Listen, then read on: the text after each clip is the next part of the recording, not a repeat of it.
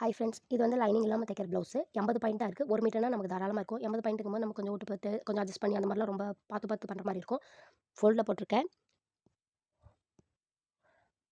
Back piece, front பட்டிங்க வச்சுக்க 2 பட்டி தான் நமக்கு கிடைக்கும். சப்போஸ் நமக்கு பட்டி மட்டும் நம்ம வேறு பீஸ் நம்ம எடுத்துக்கலாம். நம்மகிட்ட இருக்கும் இல்லைங்களா எக்ஸ்ட்ரா பீசஸ், அந்த கலர் மேட்ச் பார்த்து நம்ம பட்டி மட்டும் எக்ஸ்ட்ராவாக எடுத்துக்கலாம். இது வெளி பக்கத்துக்கு வச்சுக்கலாம். உள் பக்கத்துக்கு நம்மகிட்ட இருக்க வேறு லைனிங் பீஸ் நம்ம யூஸ் பண்ணிக்கலாம். இது வி பீஸ், இது கொக்கி பீஸ். ஸ்லீவ் வந்து எப்படியும் வந்து சைடில் வந்து பத்தாம தான் இருக்கும். ஸோ அது வந்து நான் அந்த நேரில் கட் பண்ணிட்டு நான் கொஞ்சம் 4 சைடும் ஜாயின் பண்ணிக்குவேன். அப்படிங்கும்போது அது தையலுக்குள்ளே போயிடும், பெருசாக தெரிவிக்காது.